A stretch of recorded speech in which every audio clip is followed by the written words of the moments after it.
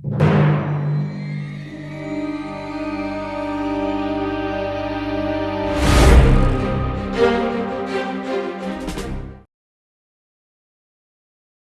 everyone, Dr. Rajiv here. Welcome to my education channel YouTube Surgery and Orthopedic Education.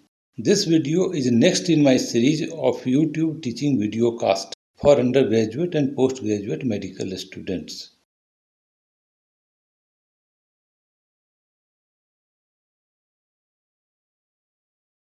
Today we shall discuss incomplete injuries or syndromes arising after a spinal cord injury or disease. In the end, please subscribe to our channel and give us a like if you find the discussion useful. So let us not waste time anymore, and here we go.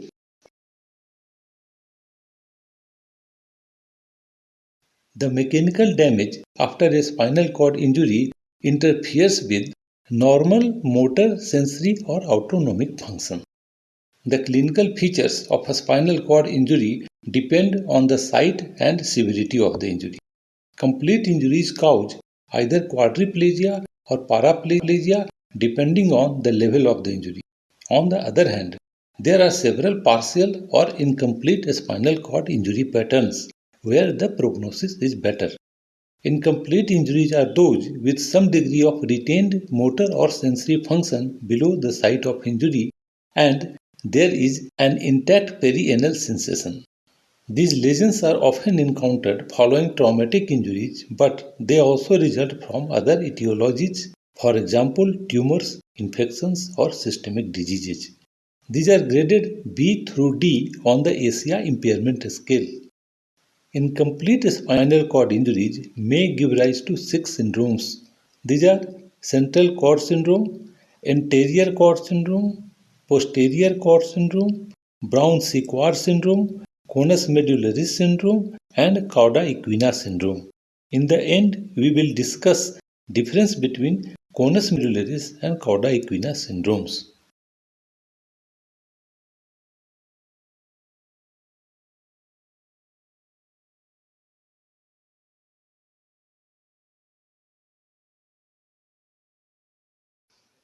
The central cord syndrome is the most common type of incomplete spinal cord injury.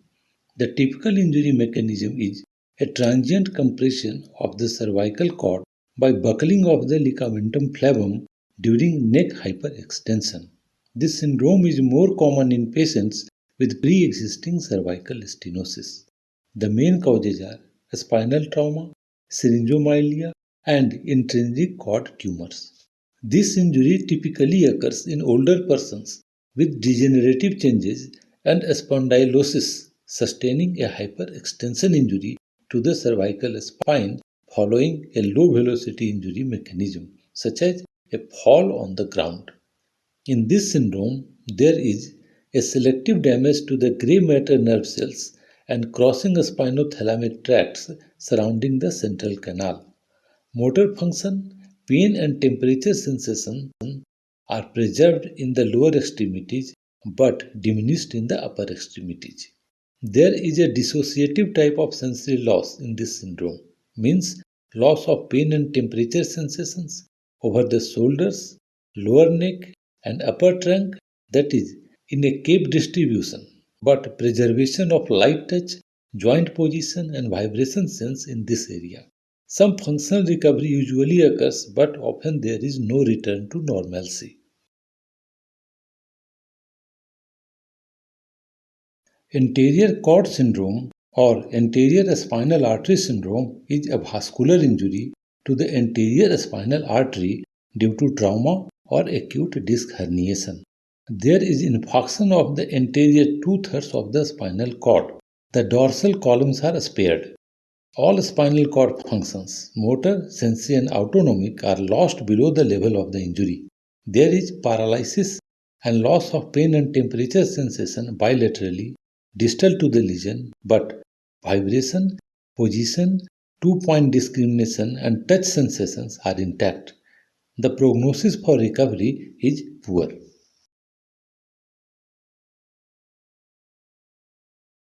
The posterior cord syndrome or posterior spinal artery syndrome is a rare type of incomplete spinal cord injury pattern that affects the dorsal columns and the corticospinal tracts. The cause is an injury to the posterior spinal artery with infarction of the dorsal cord from trauma, demyelination, or compression.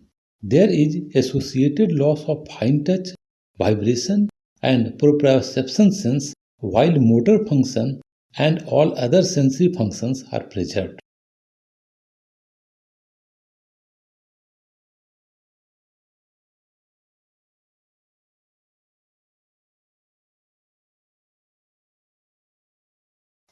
The Brown-Sequard syndrome is often associated with a hemisection lesion of the spinal cord, usually as the result of a penetrating injury in which one half of the spinal cord is transected.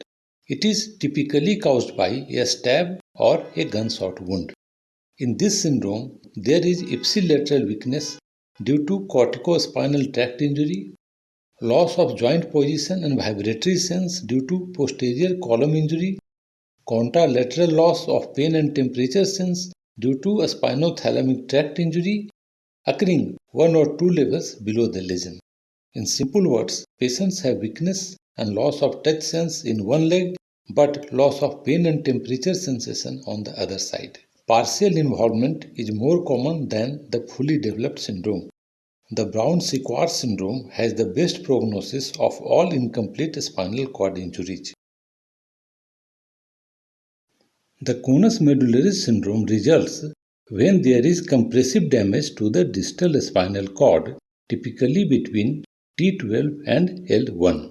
The most common cause of this rare disorder is a herniated lumbar intervertebral disc.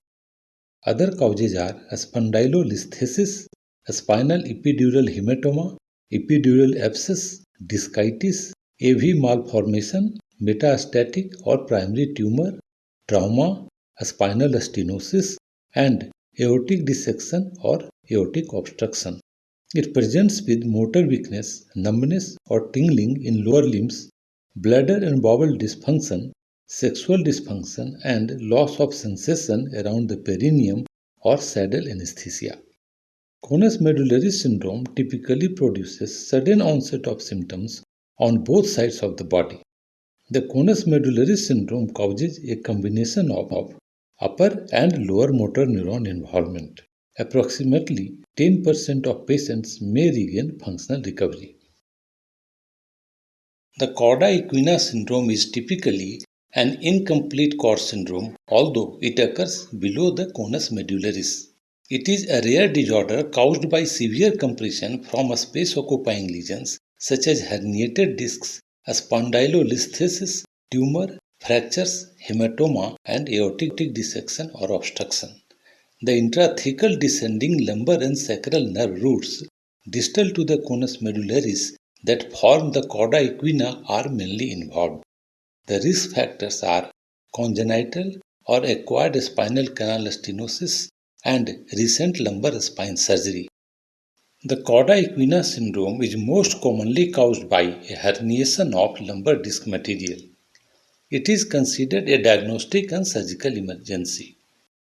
The classic symptoms of incomplete Cauda equina lesion include varying degrees of back pain, lower extremity numbness, and weakness of lower motor neuron type, and reduction or absence of lower limb reflexes.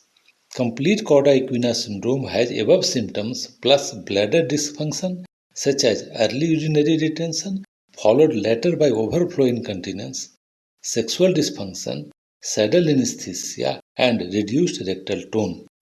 A confirmed diagnosis of Cauda equina syndrome mandates immediate surgical exploration and decompression. The conus medullaris syndrome is caused by an injury to the conus medullaris and lumbar nerve roots L1 and L2, while the Cauda equina syndrome occurs due to an injury to the lumbar and sacral nerve roots involving L2 to S5. The conus medullaris syndrome and Cauda equina syndrome tend to cause similar symptoms, and patients can present with symptoms of isolated Cauda equina syndrome, isolated conus medullaris syndrome, or a combination of both. The clinical features of Conus Medullaris syndrome are a combination of lower motor neuron and upper motor neuron type, while those of Cauda equina syndrome is mostly of lower motor neuron type because the Cauda equina is made of nerve roots only. The presentation of Conus Medullaris syndrome tends to be sudden and bilateral, while that of Cauda equina syndrome is gradual and unilateral. In Conus Medullaris syndrome, knee jerks are preserved but ankle jerks are lost, while in Cauda equina syndrome, both ankle and knee jerks are gone. The bladder and bowel dysfunction tend to present early in Conus Medullaris syndrome, while in Cauda equina syndrome, these present late. The sexual dysfunction and impotency are more frequent in Conus Medullaris syndrome, but in Cauda equina syndrome, less frequent.